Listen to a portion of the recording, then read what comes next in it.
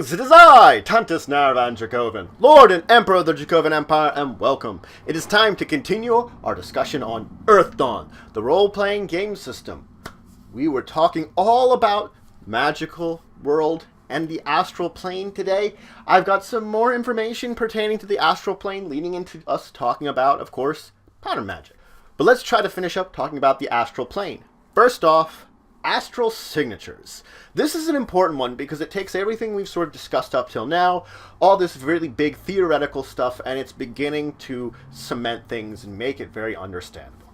Astral imprints are effectively a shadow that exists, a signature that you could almost understand and comprehend while you're astrally perceiving. It comes in two forms. There are two of them, effectively. There is those that are of the non-living objects, from a book to a rock to a building, and then there are those that are of living objects and magic items. Of course, the latter has a lot more substance than the former. So those of non-magical objects, non-living creatures, these patterns, they appear almost exactly like they do in the real world, except they are nearly colorless and kind of dull, and they don't really have a substance to them. In fact, they lack so much substance, you could just pass through them, and astral creatures can just pass through these things like they were not a barrier whatsoever. Now, this doesn't mean it's something that especially name-giver races like to do, because for name-giver races, it is kind of very disconcerting and uncomfortable to do so. There's something intrinsically wrong when they pass through these things. Anything that's normally an astral being, something like a horror or spirit, they don't have any problems whatsoever. It's just the name-giver races that have a problem with this. Within 2 minutes, if you need to roll an action dice test, you have a -2 to it. So you get a penalty to your action tests just because you've passed through it in the last 2 minutes. It's kind of gotten you like, ugh. Now, the pattern of a living creature is far more vibrant than those of the inanimate objects around you, and in fact is kind of got all these kind of flair and color to it. And if you get into things that are use magic themselves, things that would have like a true pattern, like a name giver, it gets even more vibrant. It shows the intrinsic nature of them and their names, and also, should they be something like an adept, it shows the intricacies of their magic use weaved into the pattern that you'd be viewing. These have substance, so a living creature will be an object within the astral plane. Its signature will be something physical you can interact with. The earth itself has a signature, meaning it acts as a barrier. This is actually one of the reasons that the name givers went underground when the horrors came, because it was a barrier even to the horrors. It functions as a barrier in astral space. And that's actually another reason why the Obsidian survived. They had their life rocks where they could hide within, which functioned exactly the same way. It was a barrier that you couldn't get through. And if you're not affecting it in the real world, you're not really affecting it in the astral world with the way. It's just an imprint. Now, of course, you mentioned magic items, but that and spells also have their own imprints that they cause. Flares of energy, a magic item, will reflect itself in the astral space just the same, so it will be a physical thing just the same in astral plane. Imprints don't change. They tend to match the form. So my astral imprint will match my form in real life. There are some times that this will change. If I lose a limb, my astral imprint will retain that limb. It might alter the way it looks or something to make it fit in more with being some kind of astral construction of my own magical energy or imprint upon the astral plane. But again, the arm would be gone, and it would be a difference between our two forms. The other way is if I would say be, adept. Someone that's using magic. Something that's weaving in magic and threads into their pattern. My imprint might be more intricate than my actual form, because my true pattern, things with a true pattern have a much more intricate to begin with, so it's like I'm already making that in and of itself more deep and intricate, and therefore the imprint I'm showing reflects that. Now let's talk about astral regions, because this is an important one, because when we're talking about astral regions, we're talking about areas corrupted or tainted by horrors, areas that have been changed by the very presence of them or the activities they have done, and then they can intrinsically cause problems to you as a adept, someone that uses magic. It'd especially be dangerous for those of us that would perceive into the astral plane. You're getting more of a face full of it, so to say. These areas are sort of shunned away by other astral beings because think of it as gazing into madness, the corruption that an astral being might encounter in these places tainted or corrupted by the horrors. Now, there are 4 types of regions you're going to encounter. The first is a safe region. These are areas oftentimes around cairns and places like that. These are areas that have pretty much had no touch of horrors. They don't actually tend to go there either, especially nowadays, because there just seems to be this intrinsic connection that the fact that they have not been able to touch it has sort of almost shielded it now, and it makes it more... It scares them away a little bit. It doesn't necessarily mean they won't go there, just keeps them away. Most common of all, though, is really open region.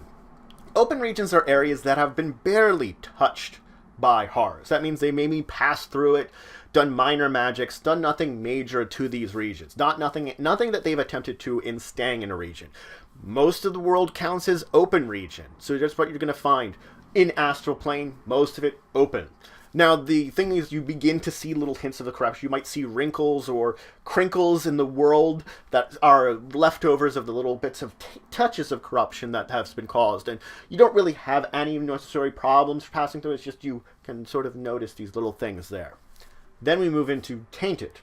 Tainted is an area that the horrors have been doing bad things in and doing bad stuff and have caused sort of a definite corruption of the area. The area becomes twisted, things become elongated. You know, you can see like twists in the very realm itself that are kind of disturbing.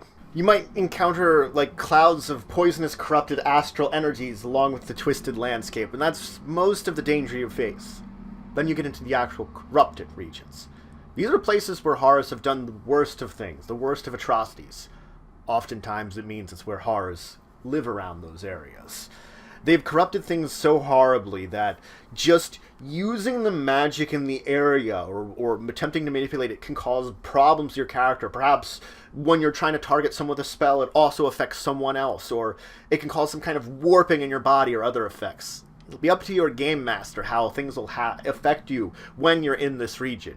But it's important to note, it's also optional that if, let's say, a horror is still in the region, because it's a high chance that your game master might give them a perception whenever you manipulate magic against your spell defense.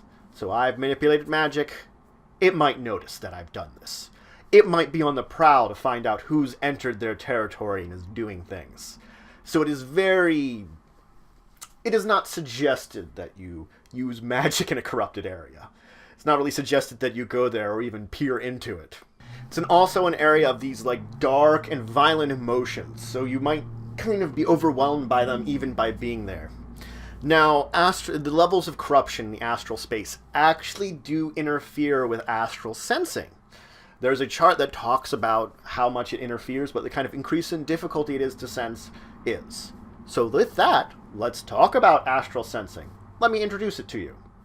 Astral sensing is a lesser version of astral perception. When you're astrally perceiving, you effectively have to concentrate and sort of project yourself into the astral plane in order to view everything.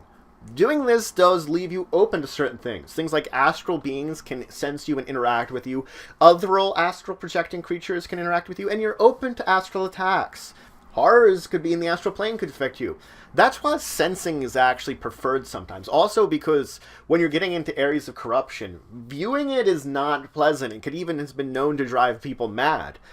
That is, of course, where sensing comes in. Sensing is a lesser ability that many adepts have that allows you to effectively sort of partially peer into the astral plane. You're more getting things like patterns and imprints of creatures around you, of items around you. You're really just peering at them in particular rather than going all in and diving in and viewing everything.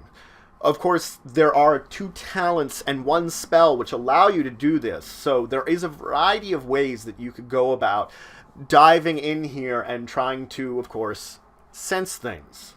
Each one has a varying degree at how powerful and how much it gives you for information, so you'd have to look at each to see which one would be best for whatever kind of character you're building to aim to be taking. So that's it for today. I introduced you to the Astral Signature, talking about inanimate objects and living creatures / magic items and the signatures they leave in the astral plane, which are echoes from the physical world, and understanding how you interact with them when you're astral projecting and what they mean to when you're understanding them. Moving into talking about astral regions, where are places that we're discussing really where the taint of horrors has occurred. And then talking about, of course, astral sensing. Something a little less than astral perceiving that you're using to be a little safer and still understanding some of the information that astral space has to provide. In the next episode, I'm going to talk about the mechanics of astrally sensing, finishing up talking about that and moving into talking about thread magic. So if any questions, comments, anything you want to say, anything you think I left out, just please leave in the comments below. Please like, share, subscribe. It shows support for the channel, the Empire, the work I do. If you want to show some extra support, you can always check out my Patreon, link in the description below. But regardless, until the next time, I bid you farewell.